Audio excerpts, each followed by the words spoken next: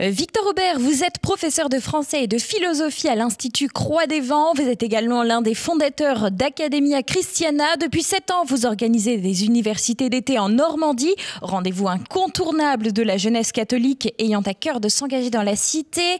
Lycéens, étudiants, jeunes familles ou plus anciens, vous fédérez autour d'Academia Christiana des centaines de personnes qui se retrouvent régulièrement pour des conférences et des moments de convivialité. Vous venez aujourd'hui nous parler des clés qui permettent de fonder une communauté. Je vous laisse la parole. La communauté est une nécessité anthropologique. Aristote nous a appris que l'homme était un animal politique. Avant de se penser comme un individu libre et autonome, l'homme reçoit d'autrui les soins nécessaires à la vie. La famille est le premier échelon communautaire au sein duquel l'enfant apprend à devenir homme. La communauté est une nécessité psychologique et sociale.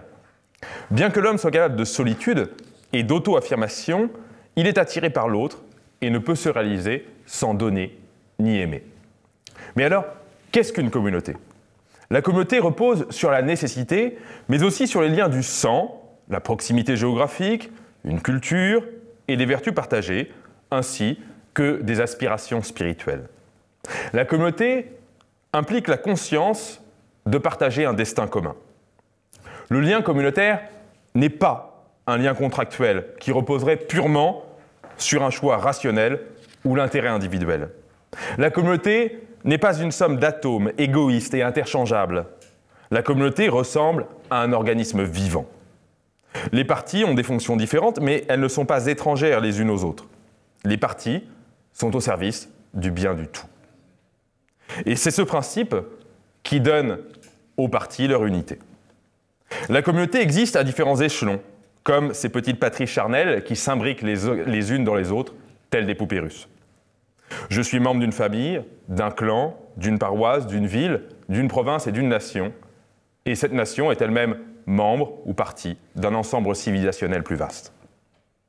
Alors, comment l'individualisme a-t-il été enfanté ? L'individu roi est le plus terrible des enfants que la modernité ait porté jusque-là dans ses flancs.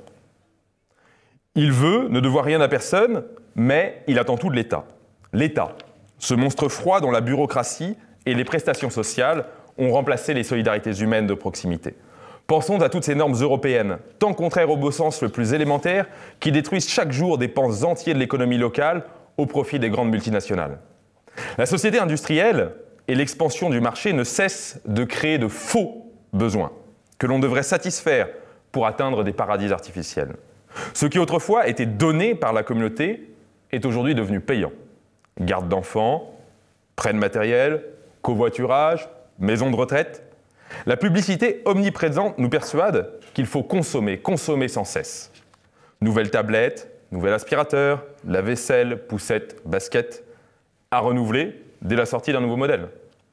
Le prix de notre addiction à la consommation, c'est l'aliénation à des métiers lucratifs, souvent vides de sens dans des entreprises où la compétition règne, l'autre devenant un rival. Cependant, la communauté a-t-elle totalement disparu dans nos sociétés modernes ? Le déracinement déracine tout sauf le besoin de racines, disait Christopher Lasch. Depuis l'avènement de l'immigration de masse, nous assistons à une communautarisation des populations d'origine d'immigrés.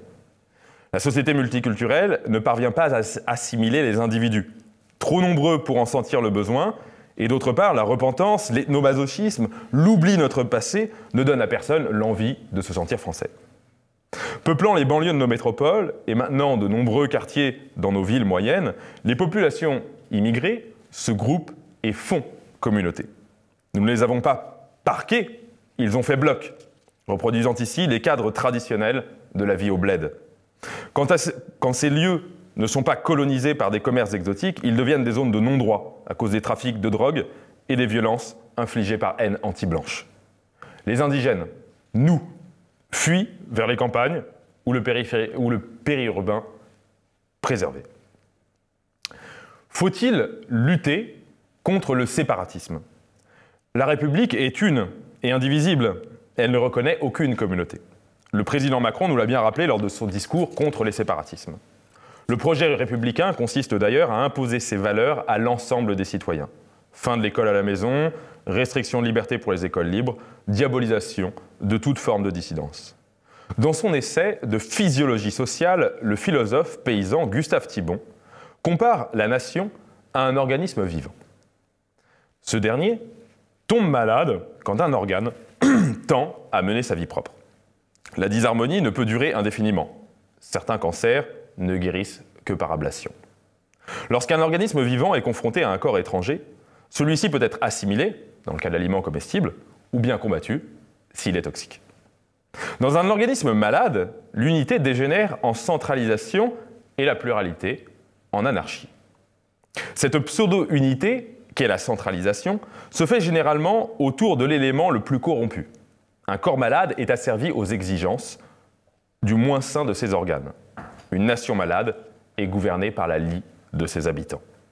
Le mal appelle souvent un remède artificiel, la lutte contre les séparatismes, les valeurs républicaines. Et ce remède artificiel, à son tour, après un coup de fouet factice, aggrave le mal. La dissolution anarchique cherche donc dans un étatisme glacé un refuge contre elle-même. Alors, que faire? Rester seul, c'est disparaître. La vie urbaine, dans nos mégalopoles, ressemble de plus en plus à une mauvaise soupe, dans laquelle le mélange des ingrédients aurait abouti à une absence totale de saveur.